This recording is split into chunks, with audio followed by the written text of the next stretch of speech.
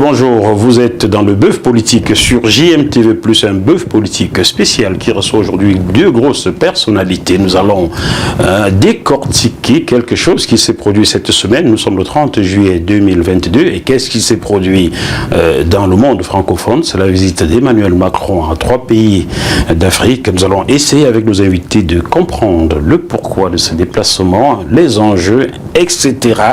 Et pour en parler, notre invité principal est un homme politique que vous connaissez très bien, Jacques Cheminade. Bonjour Jacques Cheminade, comment allez-vous? Bonjour Jacques, c'est très bien. On se serre toujours la main ou on fait le check? On fait quoi? On fait les deux. On fait les deux? Bon, et on fait comme ça. Formidable. Juste à côté de Jacques Cheminade, quelqu'un que vous connaissez, vous qui suivez GMTV+, c'est l'éditorialiste maison bénévole, vous voyez le grand cœur qu'il a, Michel Lobet-Etamé, qui vient de commettre un biscuit intellectuel, ce roman, sous le regard de Kédi. Bonjour Michel Lobet, comment ça va? Ah, c'est bien, la journée est belle, il fait beau, on ne demande pas mieux. Bon, on peut checker aussi, non? Même si c'est loin, on n'a pas le ballon, mais on peut essayer. Pas raison. Voilà. Cher ami. Merci beaucoup. Cher confrère. Ah oui, bon. Cher petit confrère, on va dire ça comme ça. Donc, ce roman, vous le retrouvez dans tout le... À la FNAC, chez Amazon, dans toutes les librairies de France et de Navarre. De France et de Navarre. N'oubliez pas Navarre, c'est très important. Voilà. Alors, Jacques Cheminade, de votre nom complet, vous êtes Jacques Guy Cheminade. Est-ce que j'ai bien fait des recherches sur vous? Oui, vous avez fait des recherches, c'est mon oncle qui s'appelle Guy, on m'a appelé Guy comme ah ben voilà, donc c'est un peu africain. Vous le saviez pas? Tonton. Voilà. Et bien aimé. C'était une prédiction, une prédilection qu'il allait vivre aux États-Unis parce qu'il faut de middle name. You see what I mean? So, vous êtes fondateur du Parti Solidarité et Progrès. Vous êtes proche d'un homme politique américain qui s'appelle Lyndon LaRouche.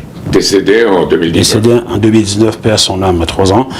Vous aviez été candidat aux élections présidentielles de 1995, de 2012, de 2017 également. Donc vous avez croisé la route d'Emmanuel Macron en 2017. Il y a une différence. Lui a été promu par les journalistes, moi j'ai été massacré. D'accord, ça commence bien. Hein? Bon, vous êtes diplômé des hautes études commerciales, HEC, qui est président en 1963. C'est bien cela, j'ai bien cherché? Et c'était très intéressant chez à l'époque parce que mon professeur, celui que je mets le plus, c'était un communiste de tendance italienne, donc il y avait encore un brassage. C'était pas l'HEC d'aujourd'hui, wow. C'est l'école de commerce atlantiste, disons, de l'anglosphère. Vous avez vu, chers téléspectateurs, Jacques Cheminade est ce qu'on appelle dans le jargon audiovisuel un très bon client. Vous avez vu, c'est bien parti. Donc, licencié en droit en 1965. Ensuite, voilà. Vous êtes de la promotion, sorti de la promotion ENA Jean Jaurès en 1969. Vous êtes aussi énarque. Très intéressant parce que j'ai vu 68 à l'ENA. Donc on voyait à la fois la force de ce système qui est fait du consentement des gens et en même temps la faiblesse parce que ça tenait pas le système en place mais il n'y avait pas vraiment d'esprit révolutionnaire pour changer les choses en France.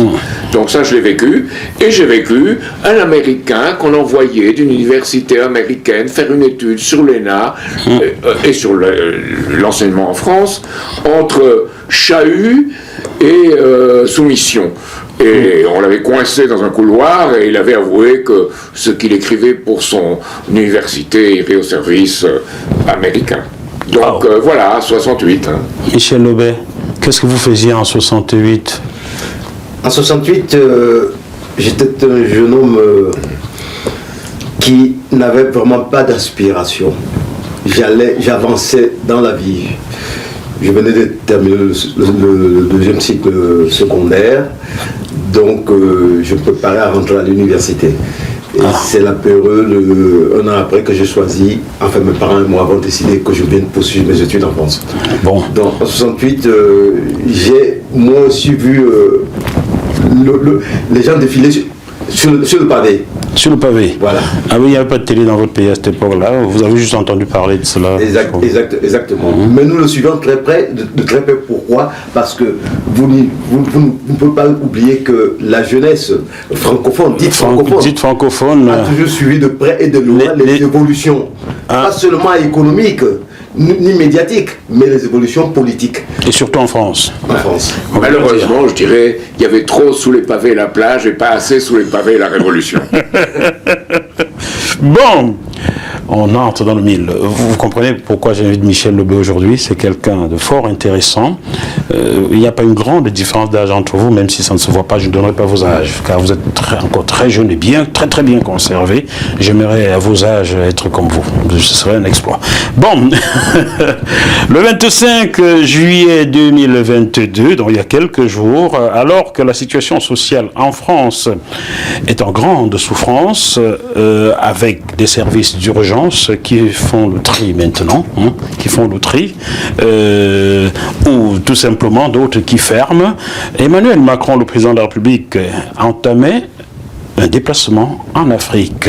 D'abord le Cameroun, puis le Bénin, et pour finir, du moins pour cette fois-ci, la Guinée-Bissau. Nous allons donc procéder par moment, par hypothèse. Mais la première question, comment analysez-vous, Jacques Cheminade, ce déplacement d'Emmanuel Macron dans ces trois pays, le Cameroun, le Bénin? Et c'est un élément de faiblesse. Il a peur de l'influence russe. Et il a fait toutes les considérations sur Wagner. Il a traité même les dirigeants, même M. Biya, d'hypocrites, parce que les Africains, les pays africains, y compris le Cameroun, avaient envoyé un ministre de la Défense à Moscou, parce que les Camerounais s'étaient abstenus lorsqu'il s'agissait de condamner la Russie. Donc, il allait pour attaquer Wagner. Or, ce qu'on oublie de dire, c'est que la France, sa géométrie variable, entre je dirais 2018 et 2020, on collaborait avec Wagner en Libye. Ah oui. Ça, on oublie souvent de le dire. Hein. Et oui, et à ce moment-là, on n'attaquait pas Wagner. C'est pas sur nos médias mainstream qu'on entendrait parler de cela. Chacun ou pas, quoi. Vous comprenez pourquoi je n'y suis pas. Vous comprenez bien, hein? Oui, c'est un honneur. Bon, merci. Et pour vous, Michel Lebey, vous avez commis un édito cette semaine, comme d'habitude, que j'ai diffusé, que j'ai publié sur JMTV+. Vous dites, Michel Lebey, ces évolutions, vous dites, je vous lis, hein, le premier paragraphe, le monde a connu trois évolutions qui ont permis à l'Occident de poursuivre son expansion vers de nouvelles contrées, les Lumières par la France, la révolution industrielle en Grande-Bretagne au 19e siècle, les États-Unis au 20e siècle, dont le modèle de développement a bousculé toute la planète. Mais toutes ces évolutions, c'est ce qui est intéressant, très intéressant dans cette première partie, toutes ces évolutions ne sauraient nous faire oublier le lourd passif de ces pays qui ont profité de l'esclavage, de la traite humaine et du pillage systémique des richesses des pays pauvres pour arriver à leur fin. L'Afrique a été la principale victime de cette civilisation à la USAID. En français, beaucoup plus simplifié pour que la ménagère de 50 ans et l'enfant qui fait CM2 comprennent très bien ce que vous vouliez dire. Michel Lebey, voulez-vous vous étendre encore un petit peu sur ce paragraphe fort intéressant? Ce que je voudrais dire à travers ces propos, c'est que le monde évolue. On ne peut pas freiner l'évolution. Qu'on l'aime ou qu'on ne l'aime pas, l'homme ne peut pas être statique. Il est amené à voyager, à découvrir, à développer, à créer. C'est l'esprit que nous avons, c'est l'esprit même de l'être humain. Mais ces évolutions ne profitent pas à tout le monde, ou du moins à un même niveau. Ce qui fait que quand on parle aujourd'hui de développement, on est choqué de voir qu'il y a un continent qui, lui, n'a jamais profité de l'évolution. Je prends l'exemple de l'Afrique. Quand on voit un pays comme la Corée du Sud aujourd'hui qui exporte des voitures en Europe... La Corée du Sud, je ne vous coupe pas, qui était aidée par le Cameroun en 1976. Je vais essayer d'aborder le côté généalogique de la situation. Un pays comme la Corée du Sud, en 1960, avait, au moment des indépendances, avait un PIB inférieur à celui du Cameroun. Aujourd'hui, quand on voit l'écart qui sépare les deux pays, on peut s'interroger comment se fait-il qu'il y a une telle différence. La différence, c'est quoi? C'est que la Corée, après la guerre, elle s'est remise en question. Elle a choisi un camp, c'est celui des Américains. Et à travers les aides américaines, qui n'étaient pas des aides gratuites, contrairement à ce qu'on peut penser, la Corée s'est développée. Et pourquoi la Corée s'est développée? D'abord parce qu'elle avait une volonté patriotique. Et ça, c'est très important. C'était un État reconnu par les Nations Unies, au même titre que les grandes puissances, même si elle n'avait pas un droit de vote comme la France et les 4 autres pays qui constituent le noyau dur de l'ONU. Tandis qu'en Afrique, c'est la France qui parlait au nom de ses colonies. Or, l'Afrique, après ses indépendances, a été verrouillée. Entre guillemets. Après ces indépendances, a été verrouillée. On a continué à faire croire aux Africains que pour se développer, ils devaient avoir des élites. Or, ces élites qu'on a fabriquées de toutes pièces, on voit aujourd'hui que ces élites n'ont pas conduit l'Afrique vers le bonheur spirituel et matériel de leurs propres aspirations. Bon, là, surtout on a fabriqué des hommes sur mesure, où on a introduit systémiquement la corruption, le clanisme, le tribalisme et le népotisme. On leur a surtout servi Jésus, hein, donc il faut ajouter cela. L'Afrique a été pénalisée dès le départ. C'est pour ça qu'on parle aujourd'hui d'indépendance étriquée. En vérité, l'Afrique n'a jamais été indépendante. L'Afrique, jusqu'à aujourd'hui, ne connaît pas l'indépendance. Et c'est aussi vrai que, c'est d'autant plus vrai que quand on regarde en 60, quand l'Afrique a cédé à l'indépendance, il y a le premier écologiste français, René Dumont, dont on parle très peu, mais qui a été un des pères fondateurs de l'écologie moderne, qui disait l'Afrique noire est mal partie. Quand il a vu les programmes de développement concoctés dans les bureaux new-yorkais par le FMI et la Banque mondiale, et qui étaient destinés à l'Afrique, il s'est dit l'Afrique ne veut pas se développer de cette manière. Et il avait parfaitement raison. Et ce qu'il avait dit en 60 est encore d'actualité. L'Afrique n'a pas évolué. Jacques Cheminade, vous avez envie d'ajouter quelque chose à ces mots de Michel Louet? Oui, qu'on a soit procédé en corrompant les dirigeants africains, soit en les assassinant lorsqu'ils se battaient. Regardez ce qu'on a fait à l'UPC au Cameroun. Et l'assassinat, je ne sais pas, de Sylvanus Olympio. En 63, qui voulait battre Monet. De Lumumba, etc. De Lumumba en 61. Assassiné. Et la France a participé à cette politique de répression. Et en même temps, ceux qui, comme un des Africains que j'admire le plus, Cheikh Anta Diop, n'ont pas du tout été promus, ils ont été mis à l'écart. Et comme mes amis de la Ligue panafricaine et Modja le disent, on n'a pas, disons, repris et soutenu ce qui, de Marcus Garvey à Thomas Sankara, jusqu'à, je sais pas, Nkrumah ou à Michael Cabral, représentait l'esprit véritable de l'Afrique. On a soutenu quoi, souvent en France? Des militaires, pas souvent au gradé, qu'on a promu. Vous parlez de Yadema ou de Bokassa? Je parle de Yadema, oui, très précisément. Certain. J'ai un ami qui était coopérant là-bas et qui avait arrivé les cadavres sur les plages, donc pour Yadema, donc voilà. Franchement. Donc on a promu ces gens-là qui n'étaient pas très, disons, qui avaient une culture qui n'était pas très avancée. C'était des sous-fifres qu'on mettait en place pour servir les intérêts coloniaux. Les esprits obscurs. Ceux qui voudraient attaquer Jacques Cheminade en disant il a dit, osé dire que Yadema a fait ci, fait ça, retrouvez sur JMTV+, Huguette Dutreil, qui était la secrétaire particulière de Gnassingbé Yadema, m'avait donné une interview il y a 10 ans où elle avouait des choses. C'est toujours sur jmtvplus.com. Voilà. Donc, ce que vous nous dites là... Il y avait présence africaine, il y avait tous ces intellectuels à Paris. On ne les a pas promus. Même certains sortaient de l'école coloniale, mais ils voulaient passer la décolonisation, parce qu'il y avait un sens qu'il fallait que leur pays soit indépendant quand la France était indépendante. Maintenant, on n'a pas voulu d'eux. Et on a fait tout pour conduire à ce qui s'est passé en Guinée avec ses Touré. On l'a acculé. Malheureusement. Revenons à Emmanuel Macron, il se dit qu'il s'y est déplacé pour les intérêts sécuritaires, géopolitiques et surtout une question, ça a été une question de suprématie économique française dans ce pays, le Cameroun, où la balance commerciale est éternellement excédentaire en faveur de la France. Et quand on dit excédentaire, ça veut dire que déficitaire, éternellement déficitaire pour le Cameroun. Qu'est-ce que vous en pensez, Jacques Cheminade? Ça pose toute la question du franc CFA, maintenant euro, franc, CFA. Que c'est une monnaie qui est une monnaie comme le grand intellectuel pour moi camerounais, Joseph Tchunjang Poumi, oui. a dénoncé. Monnaie et servitude. Monnaie et servitude, l'esclavage monétaire. Il le montre très bien. Que favorise une monnaie comme celle-là? Elle empêche le développement du pays parce qu'elle favorise les importations au détriment de l'investissement dans les productions nationales et au détriment des exportations.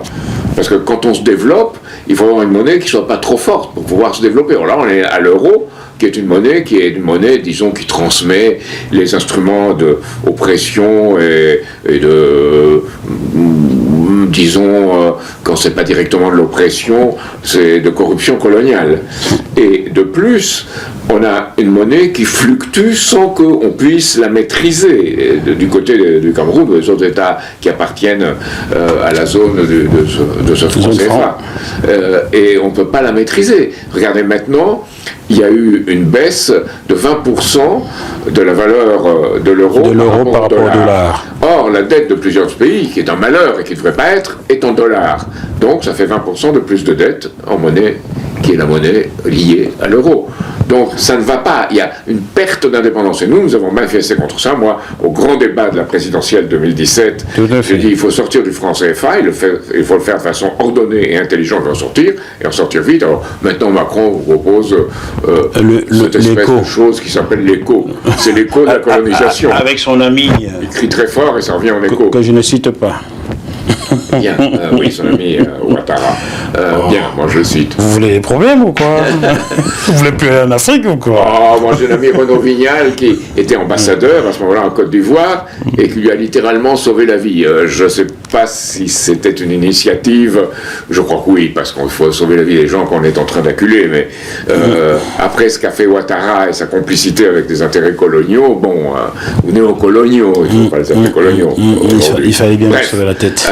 Dans tout ça, il faut absolument sortir de cette oppression monétaire. Et il y a un élément encore plus fondamental, c'est une oppression idéologique, parce que cela est entraîné par toute une histoire qui est une histoire dans laquelle... Douloureuse, il faut préciser. Douloureuse, dans laquelle la France apparaît comme référence. D'où l'importance de l'arrivée de la Turquie, de la Chine et de la Russie, en particulier de l'Inde aussi, et d'Israël aussi, en Afrique. C'est très important d'avoir plusieurs sources avec lesquelles on dialogue, quelles que soient ces sources et quels que soient leurs intérêts, mais ça vaut mieux dialoguer avec plusieurs qu'être dans un tête-à-tête avec plus fort que soi. Avec plus fort que soi. Michel Obey-Tamé, pardon, j'ai oublié de vous servir une tasse de café du Cameroun. Est-ce que vous voulez bien en prendre? Non, vous m'avez servi. Ah, c'est déjà bu. Il était si bon que... Bon, buvons un coup avant que je vous pose la prochaine question. C'est le café du Cameroun, voyez-vous. Hein, c'est bon. C'est vrai. C'est ça, ouais. Nous cultivons le café, ce sont les autres qui fixent le prix. Hein, Michel Obey-Tamé. Ça, c'est sérieux, ça. Ils ne vont pas aimer ça au Quai d'Orsay, hein, mais je n'invente rien, c'est la vérité. Michel Obey-Tamé, mon confrère Maurice Aïssi, qui est basé à Londres, me fait vous poser cette question-ci. Qu'est-ce qui justifie le choix du Cameroun par Emmanuel Macron comme premier pays d'Afrique noire où il posait pied après sa réélection? Pourquoi n'a-t-il pas commencé ailleurs? Alors, c'est le café qui l'y a attiré? Emmanuel Macron est entouré d'une cellule Afrique. Et cette cellule Afrique met en place des stratégies, pas à court ni à moyen terme, mais à long terme. Pourquoi? Parce que la France n'est pas prête à sortir de l'Afrique. Ah bon? C'est la première des choses. Et si Macron a choisi 3 pays africains, je vous dis encore, ce n'est pas anodin. C'est un choix délibéré. C'est un choix mûrement réfléchi. Pourquoi? Dans ces 3 pays, vous remarquerez tous qu'il y a un pays de l'Afrique centrale, c'est-à-dire le Cameroun, un pays de l'Afrique de l'Ouest, c'est-à-dire le Bénin. On serait attendu qu'il soit un pays de son ami. Et un pays qui ne fait pas partie de la colonisation, c'est-à-dire française. Mais ces 3 pays ont quelque chose en commun. Et c'est ce qui est très intéressant. Ils utilisent tous le franc CFA. La Guinée-Bissau, bien que lusophone, utilise le franc CFA. Tout à fait. Absolument. Donc, il ne faut pas perdre de vue qu'en choisissant ces 3 pays, il a fait d'une pierre 3 coups? Plusieurs coups. Ah, d'accord. Pourquoi ces choix? La France aujourd'hui, on le constate, et c'est un secret pour personne, est en perte de vitesse dans ses anciennes colonies. C'est-à-dire qu'aujourd'hui, les francophones se sentent comme des lésés dans un mariage entre guillemets de raison, mais qui n'en est pas un. Le partenariat avec la France de l'indépendance ou de la colonisation à nos jours n'a jamais porté ses fruits. Et il n'est pas espéré qu'aujourd'hui ou demain, cela changera. Pourquoi cela ne changera pas pour la France? Tout simplement parce qu'on ne coupe pas la branche sur laquelle on est assis. La France tire, alimente son économie grâce au franc CFA. Vous vous souvenez encore des propos pas si récents que ça de Jacques Chirac, oui, qui n'était pas pour moi un africaniste, il faut le dire, mais qui déclarait qui osait quand même dire ce que d'autres pensaient.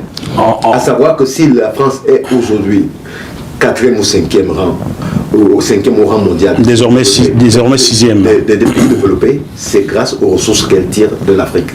Et que si on lui arrachait sous les pieds ce trésor, l'Afrique passerait entre le 15e et le 20e rang mondial. C'est vrai que ce pays de démocratie n'en est pas un, car il vit aux dépens des autres. Il parle de justice aujourd'hui. Je ne vois pas les choses de cette manière.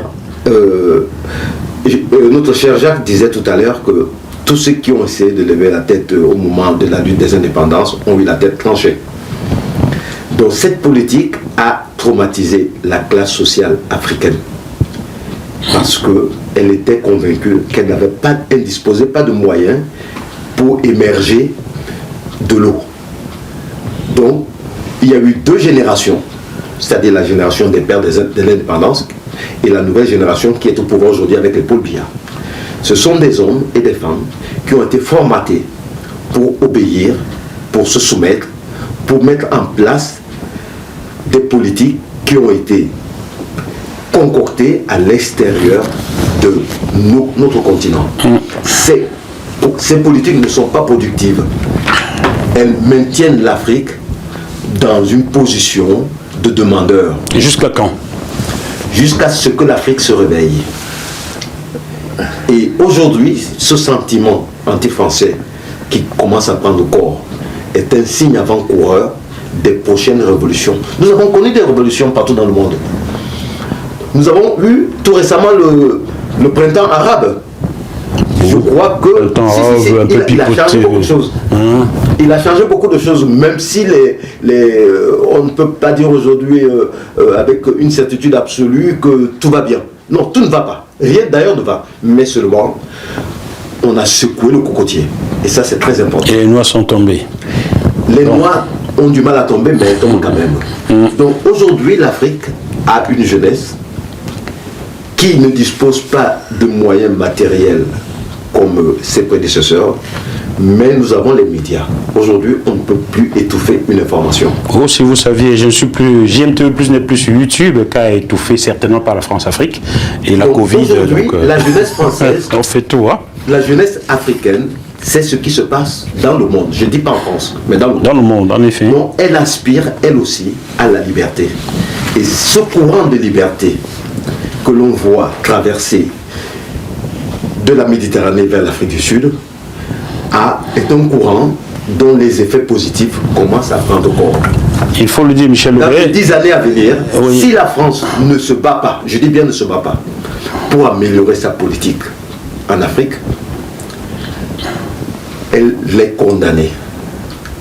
Et si elle veut vivre, elle a besoin d'avoir l'Afrique comme partenaire. Nous ne voulons plus un partenariat où nous n'avons rien à dire. Gagnant-perdant. Où nous avons tout accepté. Nous voulons un vrai partenariat. C'est pour ça qu'on parle aujourd'hui des partenariats dits gagnant-gagnant. Et si ce n'est pas le cas, les choses vont changer. Est-ce que la France est prête à accepter ce jeu? Je ne pense pas. Donc, elle est aujourd'hui maîtresse du jeu, la France. Je le dis encore, maîtresse du jeu. Mais il faut que ce soit fait le plus rapidement possible parce qu'aujourd'hui, la jeunesse ne peut plus continuer à baisser la tête. Chers téléspectateurs, après ces belles paroles de Michel Louet, on prend une petite pause, on vous revient, le temps de boire un petit bout de café du Cameroun. Voilà, c'est une bonne chose.